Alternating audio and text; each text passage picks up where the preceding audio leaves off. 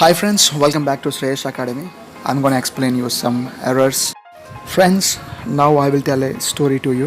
From this story only, you will come to know many mistakes. My uncle has a child.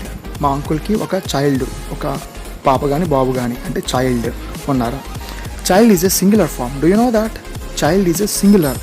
Okay, now what is the plural form of child? Children. Don't say children's.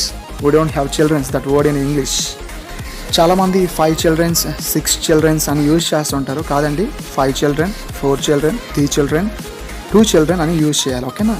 Children's day ఉంది కదా, యాక్చువల్గా పిల్లల యొక్క దినోత్సవం. పిల్లల దినోత్సవం ఏంటంటే పిల్లల యొక్క దినోత్సవం. అలాగా children apostrophe S day, children apostrophe S day, childrens day అంటాం. అంతేగాని పిల్లల యొక్క దినోత్సవం అంటే పిల్లలు అనగానే చిల్డ్రన్స్ అని వర్డ్ మీనింగ్ అది కాదు. ఓకేనా? సో మా ఫాదర్కి ఎంతమంది చిల్డ్రన్ ఉన్నారంటే 4 children అని చెప్పాను కదా. 2 sons 2 daughters.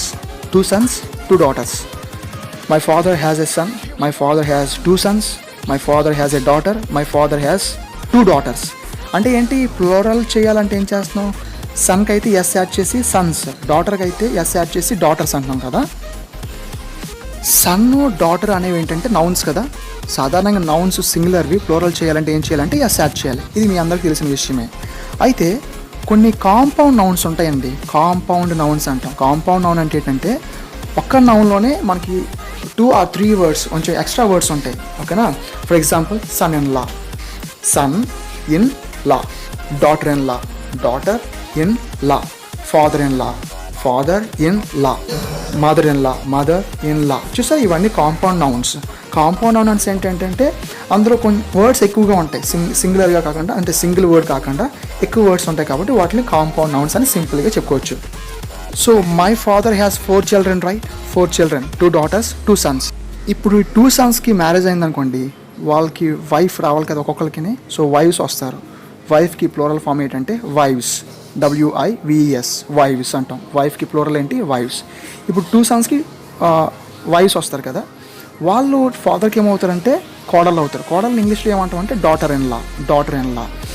So my father has a daughter in law, my father has a daughter in law, my father has 2 daughter in laws కాదండి, డాటర్స్ ఇన్ లా.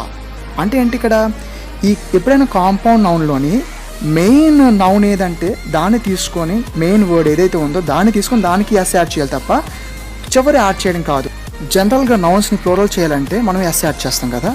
అలాగే ఈ కాంపౌండ్ నౌన్స్ ఏవైతే ఉన్నాయో వాటిని ప్లూరల్ చేయాలంటే ఎస్ని చివరి యాడ్ చేయడం కాదు. Father in Lalo father important, mother in Lalo mother important, daughter in Lalo daughter important, son in Lalo sun important. So ఈ 4 words గుర్తుపెట్టుకుని ఈ 4 wordsకి ఎస్ యాడ్ చేయాలి తప్ప లాస్ట్లో ఉన్న ఇన్ లాస్కి ఎస్ యాడ్ చేయకూడదు. So my father has 2 daughters in law. My father has 2 daughters in law. My father has 2 sons in law. My father has a son in law. My father has a son in law. My father has 2 sons in law. I have a mother in law. I have 2 mothers in law. I have a father in law. I have 2 fathers in law. Okay, లాజికల్గా work out అవ్వకపోయినా గ్రామటికల్గా మాత్రం ఇదే correct. ఓకేనా? లాజికల్గా అంటే ఇద్దరేసి అత్తలు ఉండడం అనేది అది తర్వాత విషయం పక్కన పెట్టేస్తే, గ్రామటికల్గా మీరు ఎప్పుడైనా సరే ఫ్లోరల్ చేయాలనుకుంటే మాత్రం ఈ 4 కాంపౌండ్ నౌన్స్ ఏవైతే ఉన్నాయో వాటికి లా చివర ఎస్ యాడ్ చేయడం కాదండి.